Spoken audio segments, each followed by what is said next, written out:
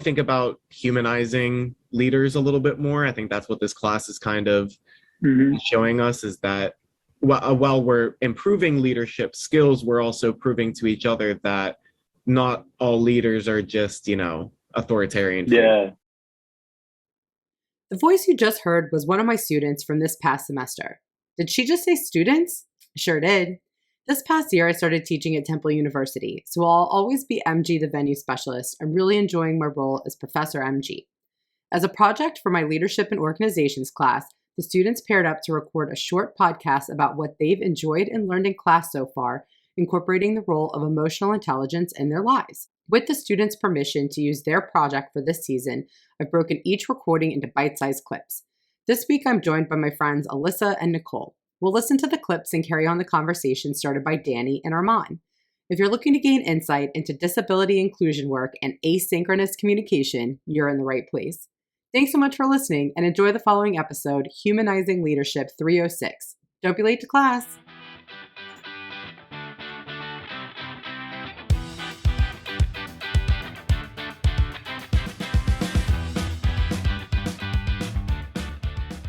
Class is in session. I'm Professor MG, and I'm joined today by my two dear friends, Nicole and Alyssa. How are y'all doing today? Great. Thanks for having us. So excited to have y'all here. So I already gave them a heads up that I would be sharing with the listeners today how the three of us met. So in 2006, we all showed up in Bonn, Germany for orientation for the Fulbright Program, where we were going to be English teaching assistants spread out at different schools throughout Germany. And they happened to be my next door neighbors at orientation. So we didn't meet right away, but, that classic kind of, freshman year type move where I went to go take a shower during dinner time and thinking I could leave the door unlocked and not bring my key, not the case. So I returned from the shower, completely locked out of my orientation dorm room. And luckily, y'all just happened to be in your room at the time. So hello, I am Mary Grace. A really intimate start to our friendship. Please help. Y'all gave me clothing. You walked down to the front desk with me so I could get a key to get let into my room. And we have been friends ever since. So I have to hand it to the way they set up the rooms at orientation, because they did it based on the geography of where you're going to be placed within Germany. And so both of you were in the same town of Trier, where I was in Koblenz, and we were about an hour and 20-minute train right away. And it was great. We got to visit one another at least once a month, if not more often. And it was a little too much fun. A little too much fun. A little too much fun. But, it's interesting because, as part of the not the interview, but the application process, you had to say that you wanted to go into teaching. And like, for me personally, I had some teaching experience within my undergraduate. But it wasn't that I didn't want to go into teaching when I came back. It just, there were 9 million other things I wanted to do. So we're going to get into that a little bit later. So first off, I would love to have you two tell our listeners a little bit about yourselves. So Alyssa, we're going to start with you. Yeah, sounds good. Thank you. So I work at a company called CUNA Mutual Group in Madison, Wisconsin. We're an insurance company that primarily works with credit unions. And about 2 months before the pandemic started, I found myself in a new role about how people work. And I had no idea how exciting of a journey that would be. So I have now transitioned into a role in our HR space that is supporting hybrid work at our company, trying to create an equitable and inclusive environment, no matter where you work. I have a lot of passion for diversity, equity, and inclusion work, especially disability inclusion work. I myself have a disability, and so have found that to be a really nice door to really learning more about inclusion in our company. Awesome. And we're going to be diving into some DEI discussions later on today. Nicole, can you share with our listeners a little bit about yourself? Absolutely. So I am self-employed. I run an independent educational consulting firm where I help high school students and their families navigate the college admissions process. And that's kind of been the arena that I've worked within since 2002, higher ed and then high school education. I just recently moved to the Tacoma area, so that's why my background is blurred. I don't know if your viewers are going to be able to see our video, but my house is audio only still for this season. Yes. All right. You can't see the tremble behind me. But yeah, just relocated to the Tacoma area. I'm really happy to be back in the Pacific Northwest. And in terms of things that I'm passionate about, I've worked a lot within international education as well as college admissions. And then on a personal note, I'm really passionate about supporting people who are working through a cancer diagnosis, because that hits really close to home. And I think that, we don't, on the outside, you don't see the whole perspective of everything that's going on behind the scenes for that family or that individual, especially when it comes to financing all the costs associated with medical care, and just, juggling schedules and negotiating kind of the family component of navigating that diagnosis for other people. So I find myself doing a lot of that just through friend networks. But yeah, those are kind of my areas that I'm passionate about. Thanks for having me on. Absolutely. And I think, a lot of your expertise and experiences are going to pair very well with our student clips for today. So the group that I've paired you with are two students, Danny and Armaan, and we are just going to jump right into our first clip. Hello, listeners. I'm Danny, and this is... Hi, guys. My name is Armaan. Nice to meet you all. We're both students taking leadership in organizations, and today we're just going to be talking a little bit about some leadership training skills and emotional intelligence, and basically how the two interact with one another within workplaces and organizations. We wanted to talk a little bit about this because the both of us, being that we're in our final weeks of college here, had a lot to look forward to in the real world as we start moving forward with our career paths. And so talking more about training and leadership and how to really just improve your skill set whenever entering the workplace, we both think is really important. So we're going to start I'll just start asking you, Armaan. So when we're talking about formal training in leadership development, so now formal training is typically like you have like classroom lectures or online training, video, stuff like that. So with formal training in leadership development, so how do you think that this helps in real world scenarios versus like hands-on approaches? That's what a question to start with, by the way. I think that's a good question. Formal training is coursework, feedback, and a lot of practice, which I believe it's a little more important than hands-on training, because I'm not saying that I'm not saying anything at all that hands-on training is a bad way to train people. I feel like it has its benefits to it, but so does formal training as well. I believe formal training can help organizations in helping their employees and their newer employees to understand how their organization really works. And I also do believe that formal training is situational based on what organization it is. So for example, having a formal training for a sports team, for example, like a soccer team or a basketball team even, doing like something that's formal training, like coursework or feedbacks. Yes, it does help. Feedbacks obviously helps. However, they need a more hands-on training. So they need to go on the pitch. They need to go on the court to play more and to understand more and to kind of learn and have that muscle memory work in favor for them. So I do believe that formal training does have its perks, but it also does have its cons as well, which is there in everything. But learning about the coursework, I believe it's key and it's fundamental for everyone, because they should learn the theory first before they can put it in practice in the outside world, so that they know what to expect just in case if something else goes wrong.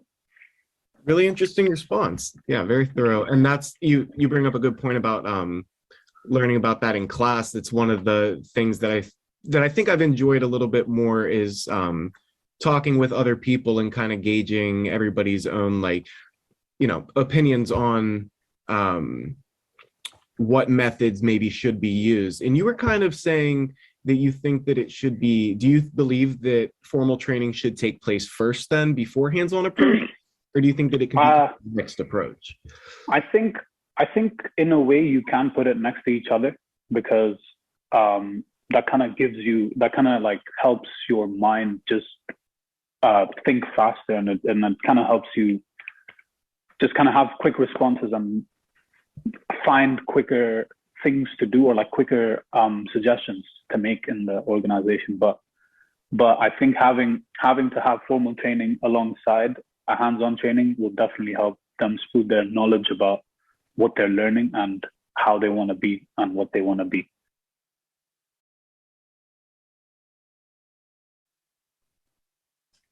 All right. So this concept of formal training, if we jump back to 2006 to the aforementioned orientation, I don't know if we really received a proper formal training. I think it was more so icebreakers and, getting to know one another and, what not to do. I would have loved a little more classroom management instruction. Absolutely. Yeah. I think it was more, you're going to be fine, go for it. Like it was very much so on the job training and learning as you go, and hoping that, a lot of what we talk about, this leadership versus management, that who were the English teachers that we were going to be working with in our school, and were there mentors that were going to take us under their wing and kind of help us out, or are we all on our own? But at the same time, it was nice to have a network of, other folks just like us, that it's like, okay, for grade XYZ, does anyone have a suggestion for a lesson plan? But, honestly, I think it was a lot of what I'm doing now as, an adjunct professor is Googling and just trying to come up with ideas of, well, what are other people doing? And the same thing with this podcast project, with, the board game project that I gave for my team's class. It's like, well, how'd you come up with it? It's like Google. It's all out there. Exactly. It's all out Thank there, goodness. just on the job. So my question for the both of you is, have you ever worked in roles where you have had formal training, or has it all been on the job? Because I personally, throughout my career have not really had formal training. It's been, I have this mass amount of skills that apply directly to what I'm going to be doing, but I wasn't necessarily trained to do that specific job. Yeah, absolutely. So can I, first of all, MG, just say, like, Danny and Armaan are so lucky to have you as a professor. How cool would it be to have MG as a professor, Nicole? Right? Like, I am Really just amazing. super jealous and wish I would have had you as a professor. Thank you. I did not pay her to say that. That came No, she didn't. It would just be so Unless fun. it's prepayment in fun times in Trier, right? Exactly. I think there's some really interesting perspective here. I think Armaan mentioned that having a combination of formal training alongside some on-the-job experience would be desirable, and that that's where I found training has been the most helpful. So I was in an MBA program from 2017 to 2020. It was a evening program where everybody in my cohort was working full time. And so we were literally putting our coursework into practice the next day at our jobs. So it was nice to really be able to have that. And honestly, not that I probably would have had the focus right after college or the desire to go into a full-time MBA program, but I'm really grateful to have put that professional experience first so that I understood more deeply what some of the coursework was talking about in that program. But I mean, I'm with UMG. I haven't really had any jobs, I don't think, where there was kind of formal training other than, kind of onboarding, but not where there was kind of expertise or skill specific things in that industry. So a lot of my work has also been on the job, learning from others, or being resourceful myself. I think it's because between the three of us, none of us have had, these engineering, technical, computer IT type work where it would make more sense to have, required formal training for certain things beforehand, whether it's like a safety issue or just needing to know certain technical things ahead of time, that I think we're much more people job people. Yeah. People. And same with you, Nicole. I feel like the roles that you've had, have you necessarily had any formal training per se, or has it just been one experience has prepared you for the next?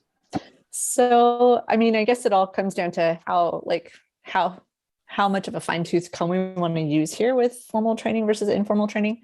So I would say that I have had a lot of formal training, specifically within my master's of education that was really focused on student development administration. So everything from the person who is the dean of students and really is looking at discipline issues, or somebody who's in residential life, to what I tended to focus more on, which was study abroad international education.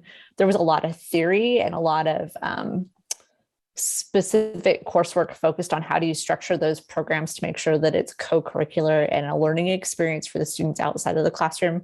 Because I think that field for a long time has been working towards professionalizing and standardizing what we do to bring more, what's the word? Not authority. I'm not thinking of the right word, but like, so what was that?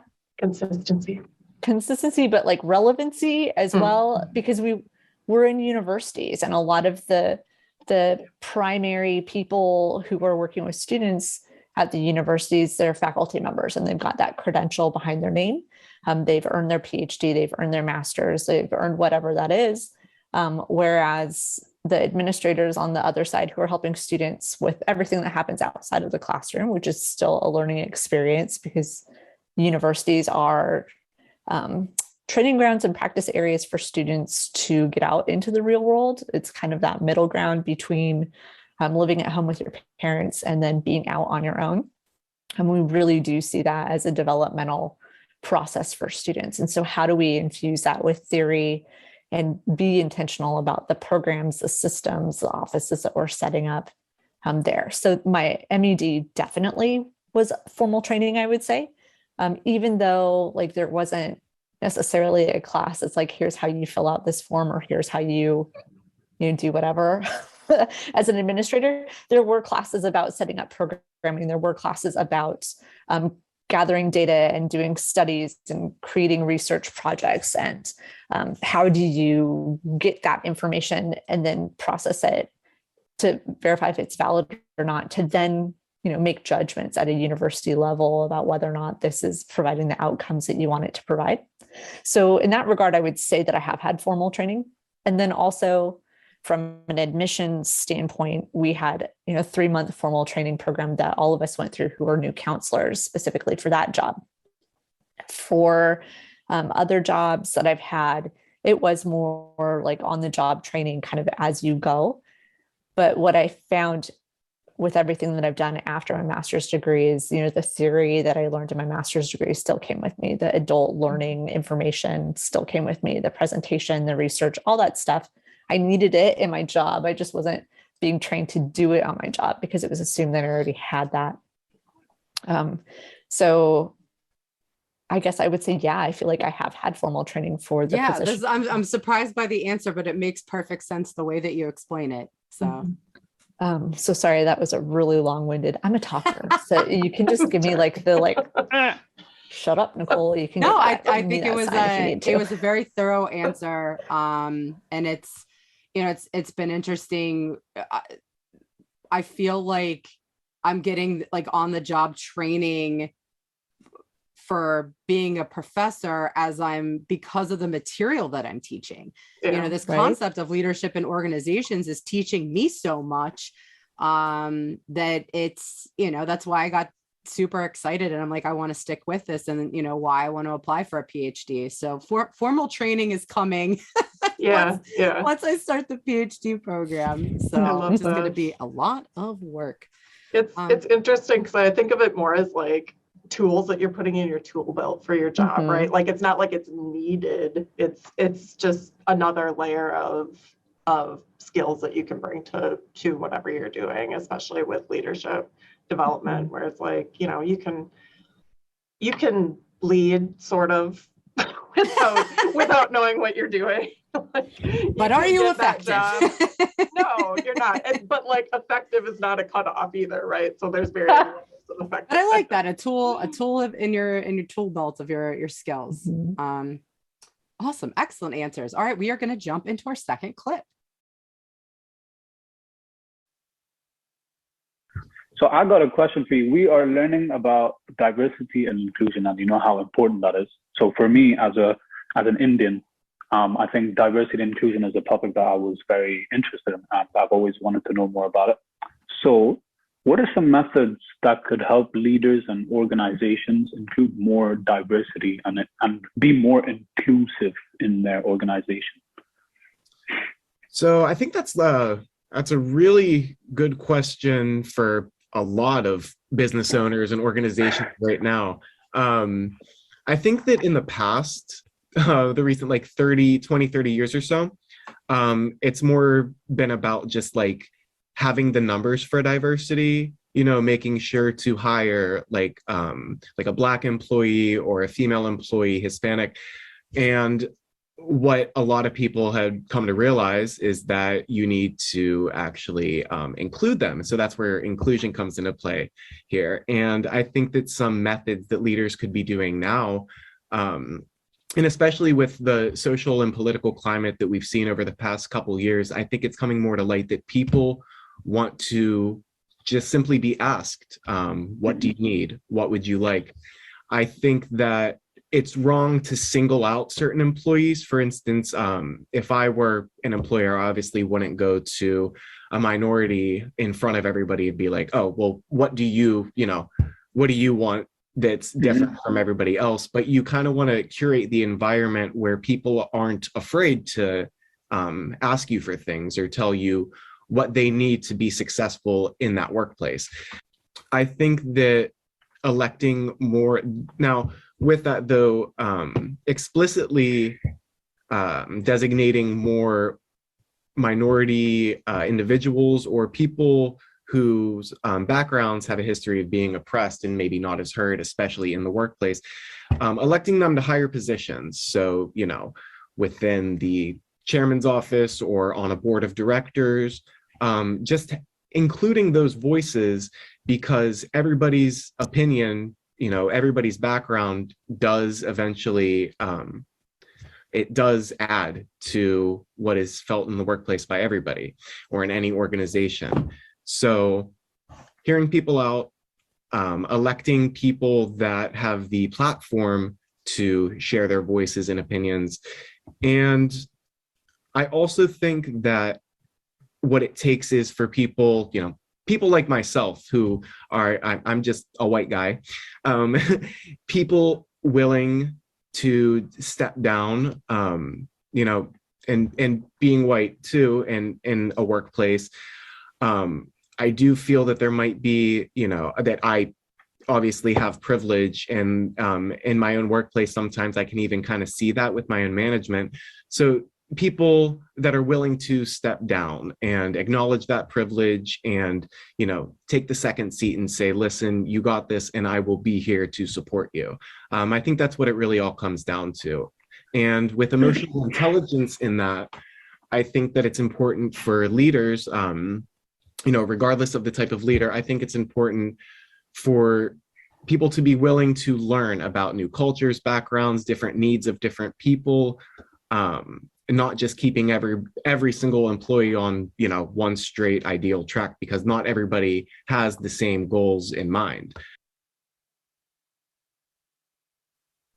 I love what Danny has to say, acknowledging his own privilege as a white male, And, you know, what I teach my students when it comes to DEI, you know, I'm clearly no expert, but I firm believer that it's about infusing inclusion into the culture of the company and ensuring that when you're hiring a diverse staff, that everyone feels like they have a seat at the table. Because that's, you know, one of the biggest problems are, you know, these performative actions. And, you know, that's what kind of Danny kicks off with, is saying, you know, it used to be that numbers game and like, we have to hire X amount of this.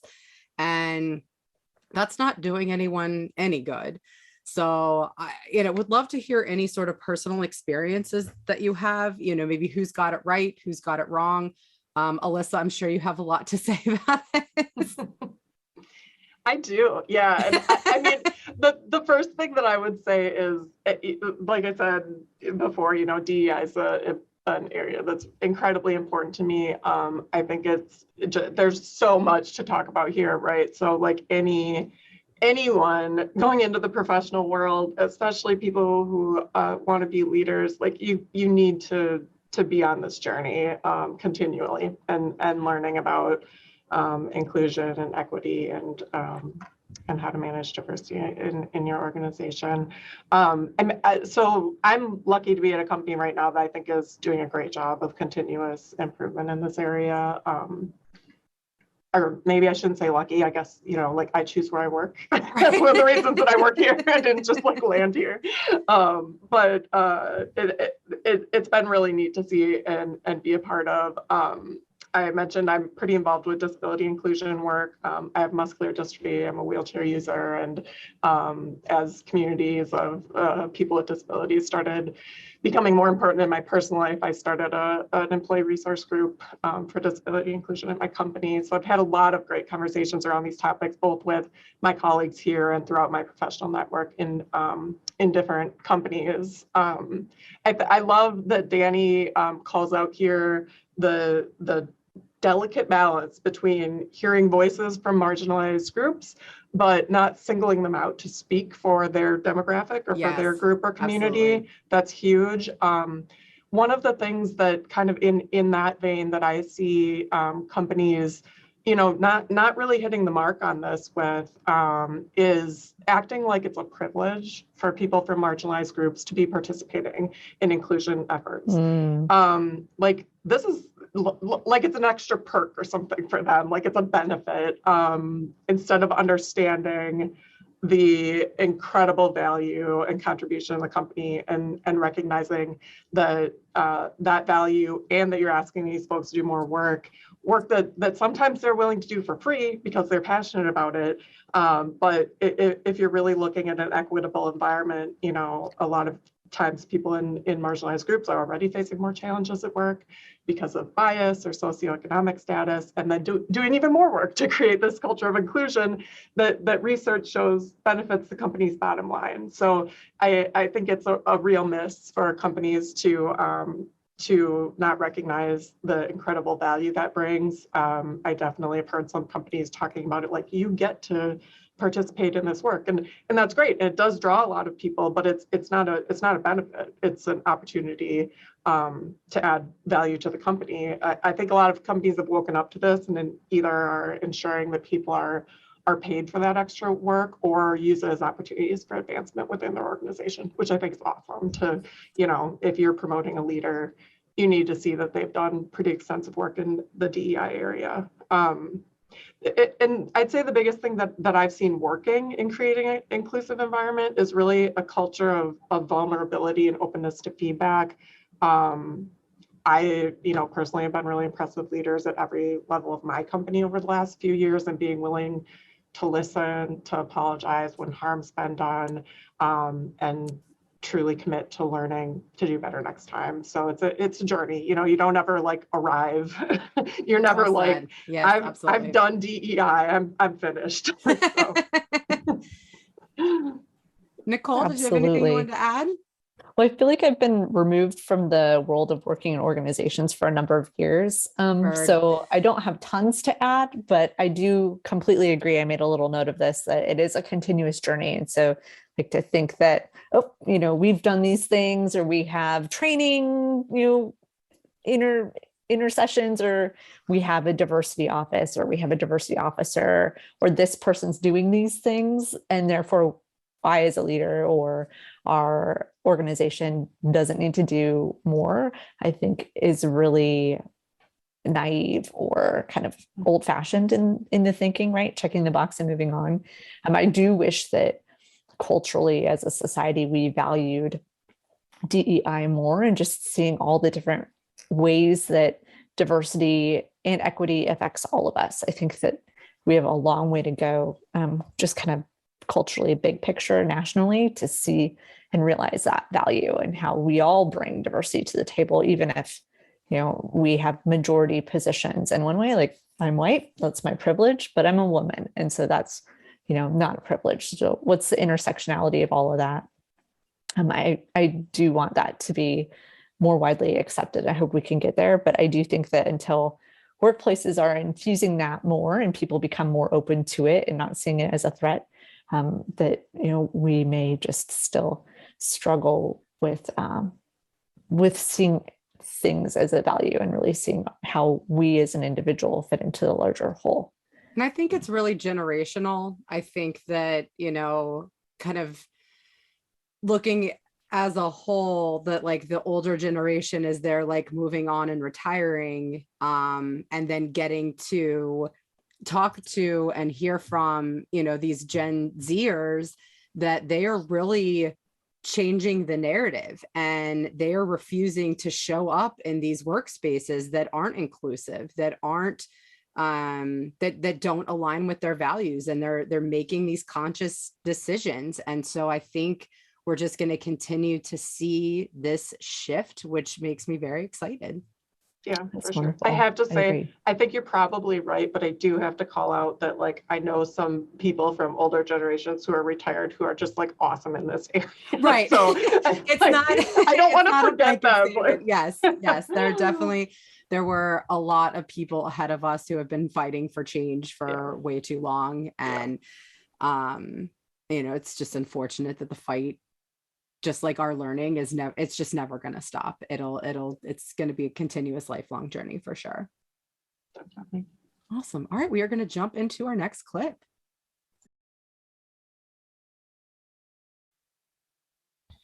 Wow, man. You really hit like some absolutely great points.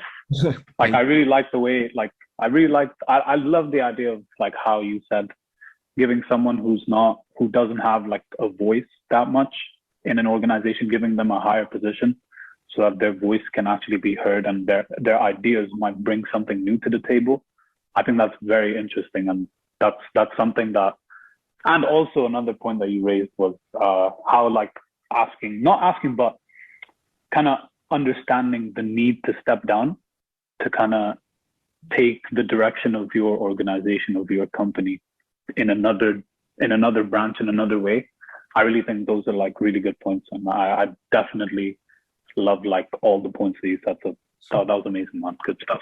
Awesome. Thanks. Glad to hear it.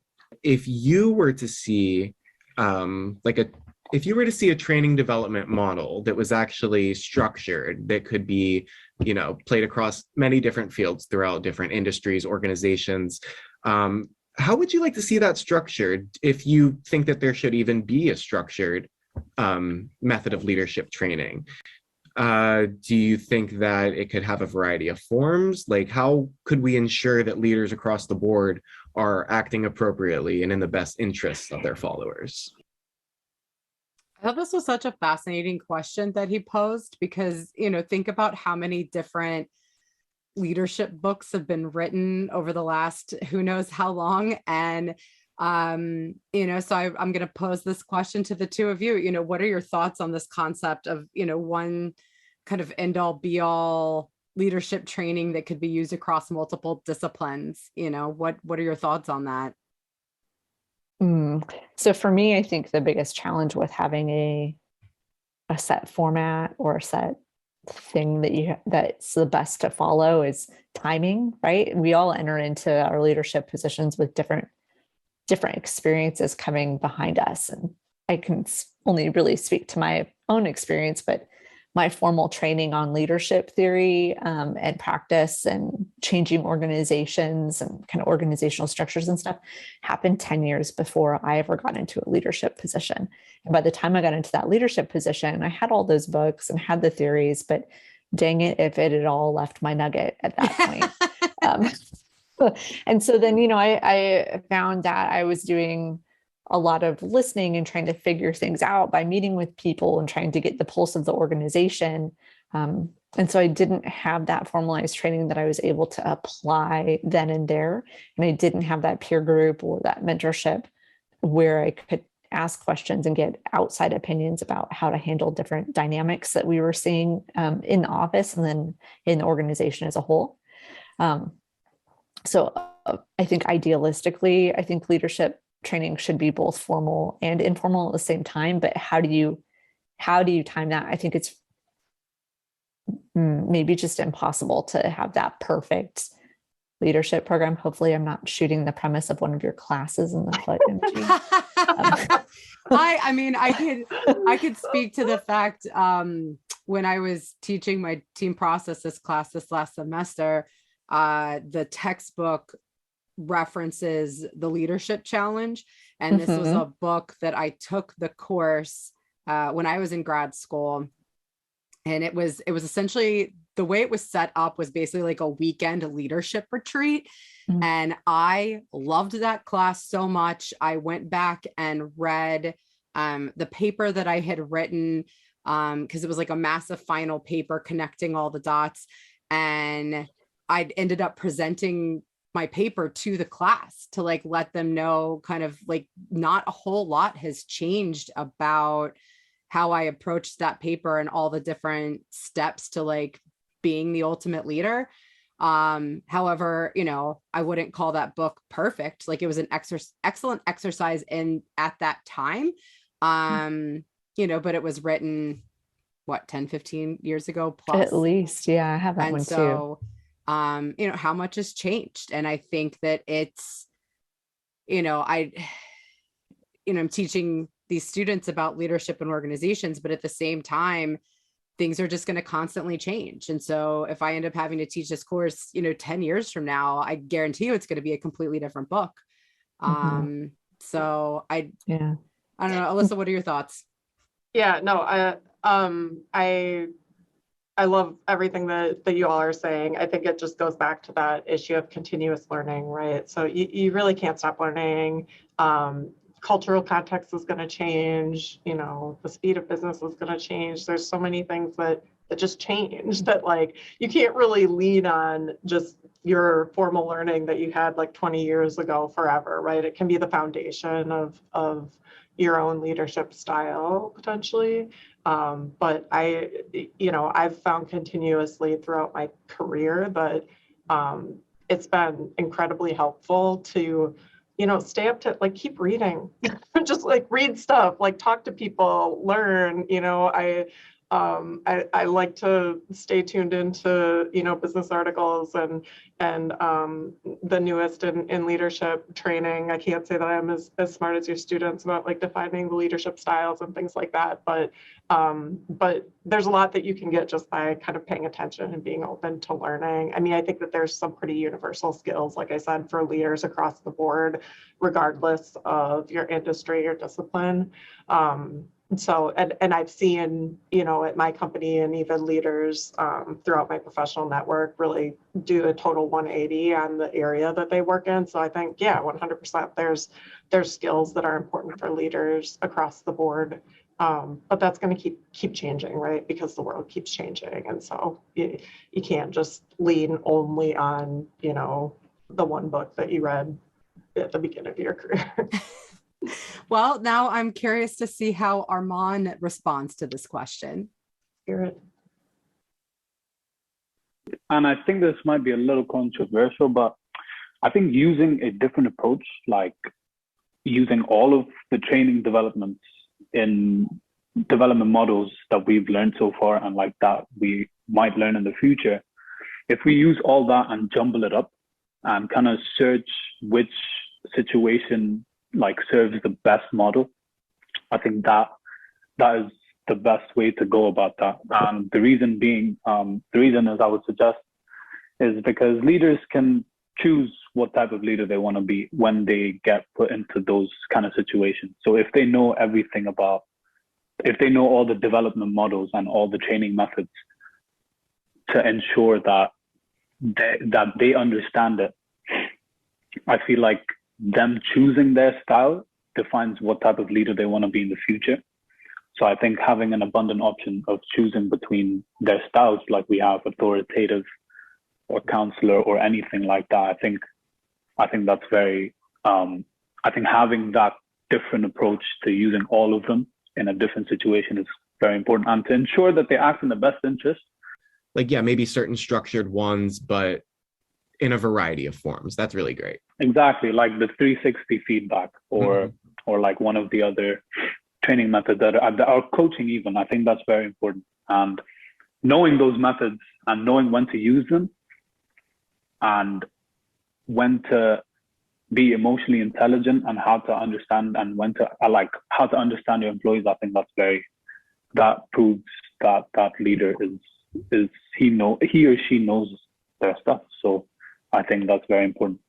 I think we're really digging into a lot of the different aspects that we've learned in this class through like discussion boards. Actually, with the discussion boards too, real quick, I wanted to bring up, I was thinking about how even though we really don't respond to each other on the discussion board class, but since we have it in person, I think it's really nice to see that like whenever we all are sharing our different responses, we can kind of, if you want, like you can kind of like keep others' responses in your mind, maybe like, oh, well, like I know what other people might want to get out of this class or what they're dealing with. And that kind of plays into emotional intelligence in itself, because we're all really just getting to learn how to interact with one another. I mean, exactly, yeah. We've been doing it for so long, but especially after COVID, I think a lot of us are learning how to how to start over again. I think that's what, and like with the discussions, like I think it's kind of fun at times just to, even though you're right, we don't reply to each other, I think it's kind of fun to just read what everyone else is replying to. I'm like, I kind of like it. So to give our listeners a little bit of backstory, when they're speaking about the discussions every week, in order to encourage my students to actually do the reading and think about the reading so that way they show up prepared for class, I would ask them to just share their thoughts, like anything you found interesting, something that stuck out to you. And so, the responses were always varied, but it was helpful for me to be able to take some of their thoughts and incorporate that into the lesson to say, here, because, I would be surprised if students were actually reading one another's responses, which they're totally welcome to do so. But, that's why I appreciated being able to share some of their thoughts that I thought were really profound with the class. And, I wouldn't attach their name to it. I would just say, like, here's what your fellow student said. And, specifically when it came to, the diversity and inclusion lesson, that because I have a very diverse class, that the feedback was great in getting to, kind of be inside the minds. And I think it helped make them feel a little bit more comfortable as well, speaking out in class. And I tried to create a culture where they could show up and be vulnerable and speak their mind and not worry about, saying the wrong thing. And the students really showed up very bravely in class, and I really appreciated them for it. So, I was glad I had some time to kind of reacclimate to society before diving into teaching. It was a pretty difficult, I only did indoor dining for the first time, after I was vaccinated. So that was, 14 months of not eating inside. And, I know that the two of you have had to be super careful for various reasons. So, what has it been like, trying to reconnect with people? Like, I've been very grateful that the three of us were already communicating virtually since we dispersed in 2007. Yep. So Skype bar. We went from Skype to Zoom. And so, what has it been a struggle? Has it been, what has it been like kind of reacclimating yourself to being a sociable person again? You mean not being a Krabby Patty all the time? Oh, sorry. That's just me. So I think I'm still working on it. So For sure. For your readers, a little bit more info. I just had cancer treatment all of last year, which made me immunocompromised kind of in the height of the pandemic. And I lived in a state where they dropped the masking requirement really early, and kind of went, hey, wild, wild west, everybody can do what everybody wants to do. So I locked myself down and was very much talking to people on the phone, via Zoom, text message, and saw very few people in person. So for me, I can honestly say I'm still working on getting back into it, but I really enjoy being with people. And I enjoy going out and doing things with people. So I'm trying to gain all that lost time.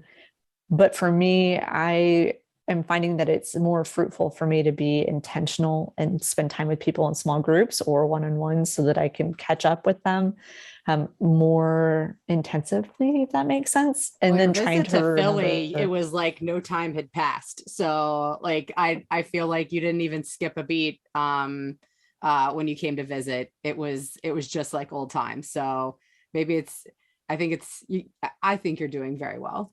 Well, thank you. Thank you. There's definitely that like social anxiety, right? I have that too, where like I'm an extrovert. I always have been, but have like a streak of shyness that used to visit me, especially when I was younger. And those feelings just came flooding back like after we started seeing people in person again, where I'm just like, oh, it's exhausting to like see people. It is. You like think you're being super awkward, and people are like, no, you're pretty normal, like you're just being you. But oh yes, so true. But yeah, I mean, I appreciated the I actually developed a lot of important relationships during the pandemic. Like I said, I changed jobs like 2 months before it started, and some of that was because the people I worked with were pretty deeply committed to like taking a few minutes before a meeting to just like connect socially. I think that's so important. And not every group does it. It really builds a lot of just camaraderie and trust. And but I have in my job right now, kind of part of what we're trying to give some guidance on is how do you connect across locations like that? Kudos to you, MG, in your class for kind of doing that asynchronous communication first. That's like one of my favorite terms this year is asynchronous communication. So making folks like kind of think and write out their thoughts ahead of time. And then having a discussion about it. I think there's been a lot of good that's come from that kind of communication, because even in a conversation on a virtual meeting or in person, there's some people whose voices just don't get heard. There's dynamics in the room that give some people more space than others. So having the chance to write it out, like there have been a lot of issues that I've gone to like our Teams chat for and just, ask for people's thoughts on, or we've actually had discussion there, and it's more effective than actually having a conversation, which I think surprised me, that, we can use those different forms of communication to get more done in a shorter amount of time and less stress for a lot of people in some cases. You have no idea how much reassurance you just gave me, because I am currently working on the asynchronous portion of my team processes class. Awesome. So my leadership class only meets once a week in person. And then last semester, my team processes class, we met 2 days a week for an hour and 20 minutes. And I was informed that for this upcoming fall semester, it was going to be hybrid. So we'll still meet in person on Thursdays. However, the other portion is going to be taught asynchronously. So for our listeners, that means I'm essentially responsible for putting in an assignment, or, I put together a presentation, and then they are able to do this in their own time. So I'll always set a due date, which will likely be like either the day before class or like the time class starts. So that way they're at least preparing before they come to class in person on Thursday. And it's been an intense exercise for me to try and figure out, like, how am I going to do this effectively? Mm-hmm. But I, again, Google it.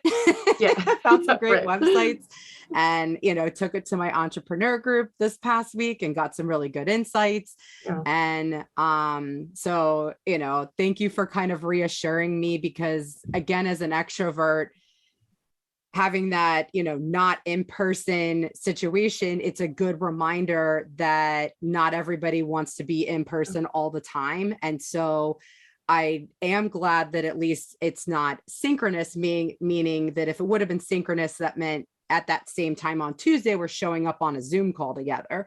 And I know the students definitely don't want any more Zoom classes. Yeah, it can be exhausting. They were that's over it. That's real world skills for sure. Yep. I mean, I don't know how close either of you are to it, because I know that you're not kind of in the corporate world, but so many people at companies, a huge complaint is just like the number of meetings you have. Like, your days are jam-packed with meetings. Mm-hmm. And there's so many of them that could be like a quick chat. Mm-hmm. and you could do this asynchronously, but we're kind of stuck in this realm of like, well, I used to just pop over to someone's cube and ask them this question, so I better set up a meeting with them because I need to talk to them. It's like you don't necessarily. So I think that there's a level of like comfort if you're an introvert or have trouble speaking up in meetings, or just take longer to process. But there's also that level of efficiency that's just like, I love people and I want to see them all the time, and I don't want to have 8 hours back to back of meetings every day. Right. Yeah. Well, before we leave this topic, kind of circling a little back to what we were talking about in terms of how people process information, Alyssa, you just touched on it again, whether you take longer to process info, or maybe your written, verbal, like different learning styles, audio, visual, verbal, those kinds of things. So by allowing asynchronous conversation or decisions or meetings that don't necessarily need to be done in person, you're allowing people to process in the way that is most optimal for themselves. And I would like to think that then, as a leader, that means you're getting the best out of your folks. But I do also think that because of that culture of meetings that we very much fall within, you can end up just hearing from the same people all the time. So then the people who bring diversity or other perspectives to the table, they may be at the table, but you're not hearing from them. And, why they choose not to speak up, multiple reasons, of course, all of them valid, but by offering those different levels or methods of communication, I think you open yourself up to maybe being more vulnerable in that regard and more approachable, and therefore hearing from more people, hopefully. And I'm excited to see how this goes, because I think that's an excellent point.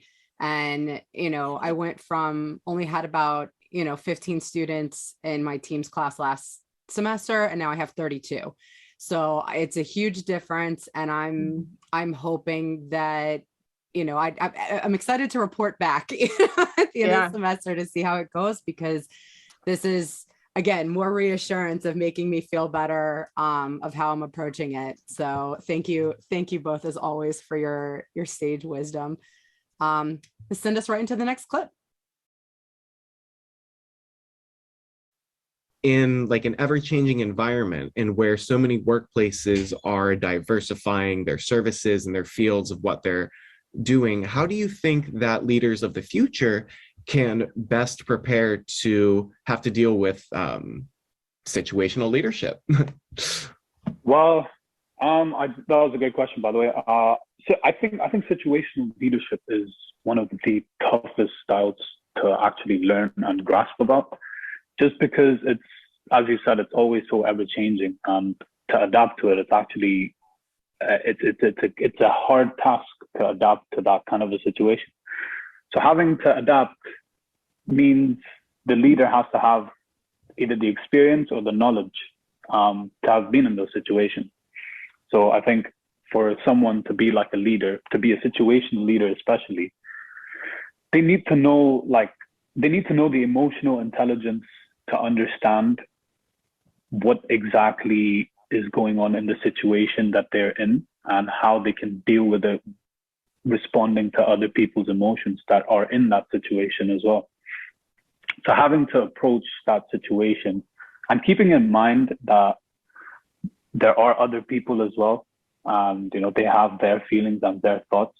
So just keeping that in mind, having to switch around every time is just it gets confusing, kind of tedious at times, because you don't know who you're talking to, or like you don't know who you're really kind of communicating to, because of how many situations you've been through in a day in the organization. So switching from being, like, let's say, an authoritative figure to being a peer or to being a counselor requires a lot of understanding of the employees that you're working with and how they're feeling in every situation. So not only do you have to actually be friendly towards them, you have to actually show a little vulnerable side to them.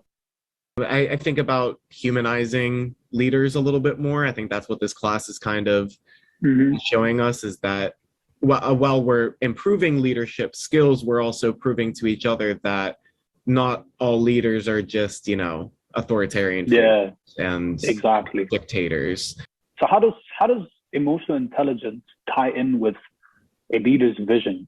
So let's just say someone who's emotionally intelligent but lacks a strong, clear vision, or someone who has a strong vision but lacks the emotional intelligence. Who would you want to work with? What an excellent question he poses. For me, I think it depends on the nature of the job, the company, the role. What am I showing up to do? And so for me, I'll take emotional intelligence over vision any day. But at the same time, it has to be incredibly frustrating without a vision. Like, what are we working towards? So I definitely, anybody I work for in the future would love for them to be very self-aware and be able to manage their emotions, because I have had negative experiences in the past. And just, I'll probably mention this on every single episode that I do this season, but I was not familiar with the concept of emotional intelligence until teaching it in both of these classes, that I just didn't. I was a very self-aware person. I am a very self-aware person. I, have learned to manage my emotions over the years, but I just didn't know that there was some sort of majestic overarching term. So, what are your thoughts and opinions about emotional intelligence versus vision in a leader? I'm with you, MG. I've definitely, but one thing I'll say is, like, some self-awareness is just vital no matter what. I've also been in positions where I was very passionate about the mission and the vision, but the leadership made it nearly impossible to work there. So, not only does it just like totally tear down your mental health and wellness, but you don't actually work effectively either. So Absolutely. Absolutely. Yeah, I totally agree with the perspectives that both Alyssa and then, the question that Danny's putting forward, what would you rather, or sorry, not Danny, but who would you rather work with, right? I would go with high emotional intelligence anytime, because I think that vision can be developed. And oftentimes vision, when it's developed with others, now you've got more buy-in. So it's easier to motivate the team to move forward and actually to get traction on what you're trying to accomplish, as opposed to somebody who has vision, but no emotional intelligence, or limited emotional intelligence and doesn't know how to self-regulate how they're feeling about the situation, can either move your organization backwards, or it just leaves you kind of spinning your wheels, because now you're trying to get through personal issues between personnel, as opposed to like the issues that your organization is actually trying to tackle. So I would rather work with somebody who's emotionally intelligent than has vision, because I think vision also develops over time and changes over time, because organizations are living things. So if you're sticking with a vision that's outdated or doesn't fit the needs of the consumers or people you're trying to serve, then that also now you're working backwards or you're working against your own best interests. That's a great point. I think it can be really different for different people, kind of depending on how committed they are to the purpose of their organization, though, too. And I mean, vision can mean a number of different things in this context, I think. But, you know, I think about this sometimes in my leadership journey, you know, where with me, myself as a leader, there was a point in my career where for a lot of good reasons, I found myself in a leadership role in the high-end fashion industry. I managed a customer service team, and you know, I think I did a good job in the role. But a lot of the folks on my team were working there because they had deep passion in the industry. You know, Nicole and MG, you know that I don't have a passion for fashion. I buy all my clothes from Goodwill. You're still very passionate. You got that bohemian look. You match. Yeah, high-end retail is not found at Goodwill, it turns out. So no one would ever mistake me for someone who cares about fashion. Very connected to like Annie from Devil Wears Prada when she first started. Yes. Right, Yes. exactly. That's what I think of. But there was, you know, in that situation, there was a limit to how much I could care about the purpose of the company, honestly. Right. You know, I could care about my team and foster enthusiasm for their careers. But when I wasn't like kind of aligned at that high level of what we were trying to do, I found eventually it was hard for me to be a leader. That doesn't mean that it'd be true for everybody. I think people would find things that they're passionate about in the role. But for me, you know, I'm happy now to be working in a role where like I deeply align with the purpose of our company, and I think it would be hard at this point in my career to go back to trying to be a leader in an area where like I didn't really care about the vision. For sure. Mm-hmm. Well, let's see what Danny had to say about it. That's a really interesting question. So who would I want to work with based on that? I would think that as a follower, it depends on the type of workplace that I'm in. For instance, let's say I'm at my current job, which is just at a grocery store in Center City. Quite frankly, I couldn't give a damn about the the future of that company or what happens. So I think that I would be more in tune with a leader who cares about emotional intelligence versus vision, because vision kind of, while it definitely includes all the followers and employees, it is more so about the organization or company and where that is to be in the future. You know, not that I want anything bad to happen, but if I were in, like, for my future career, you know, like I hope to work in community development, and I think that in that case, I would definitely care more about working with someone who is vision oriented. But with being vision oriented, I do think that you have to obviously take you need to have both. You need to take emotional intelligence into consideration, because if you have this vision and you're just trying for this vision as a leader, trying to create something, but you don't have the committed follower base and you don't have people who are willing to work with you to achieve that vision and those goals, it's just going to be a mess. And like you were kind of saying earlier, whenever you have a leader who is very focused on, you know, one thing, or just like what they want, being selfish essentially, or like being a dictator, authoritarian, your follower base is definitely going to fall apart. And you're not going to be able to keep anyone around long enough to see anything good come. What a great answer. I mean, it seems like he's completely aligned with what we were saying. And, you know, Alyssa, I jotted down a little note that it sounds like with Danny's current position of kind of like that, you know, part-time job during college, that he would rather work for someone emotional intelligent because he's not invested in the company. So similar to what you were saying, in the fashion industry versus, you know, a career that he's working in. So he obviously has not worked for someone who has no emotional intelligence yet. Do not speak to. I'm sure he'll have his turn. We all do. He will definitely have his turn. So, you know, that first job out of college is never easy, but you know, did you have any other thoughts on that discussion?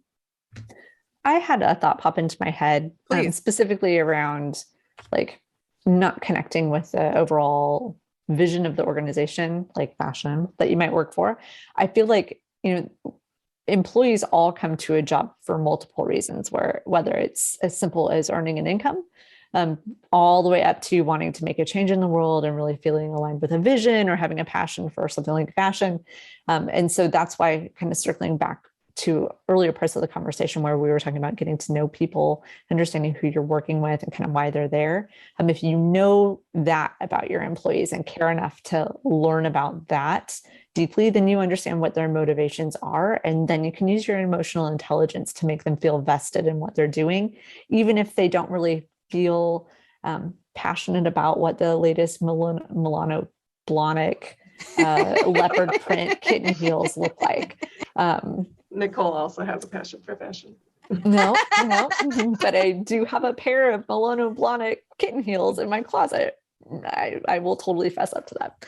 But yeah, no, so like I think that you can succeed and do very well at a job and at a position, even if you're not completely, ate up by the vision of the organization. But I think in that instance, what really makes a difference is, do you feel cared for? Do you feel like you care about what's happening daily? And if you had a bad interaction with a customer or something, do you feel like your higher ups would be able to empathize or at least understand why that's frustrating to you? Or if you have something happen to you outside of work personally, do you feel like the company would care for you and understand what you're going through as you're navigating that process? Because then I think people feel valued and they're more likely to stay and give their all, and also give extra time or go the extra mile in situations where you're leaning on them to do more than just what's required of them. Sorry, that was a long-winded answer. No, I think that was a great answer. And yeah. Kind of goes back to what Danny was saying about humanizing leadership. And so that humanization has to be a two-way street, that the leader and the employees all, need to treat each other with mutual respect and empathy, and, leading with vulnerability. So understanding that, just like you were saying, that things are going to go on outside of work. And as an employee, like being able to manage that both ways, like being, kind of open and honest about, to a point of like what you're going through, but at the same time, feeling the support. I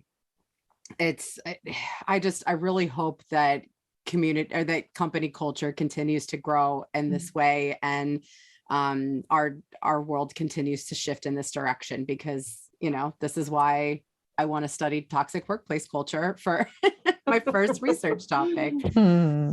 Got to dismantle it from the inside out. Much needed. Well, I cannot thank the two of you enough for joining me today. This was an absolutely wonderful conversation. And, I'm really glad that I was able to pair you with Danny and Armaan. So a big thank you to the two of them. And lastly, I want to thank they're wonderful. And lastly, I want to thank our listeners for tuning in today. Check out Beyond the Venue podcast on Instagram, and check out all of season 1 and 2, as well as season 3, streaming on all your favorite podcast platforms. Enjoy the rest of your day.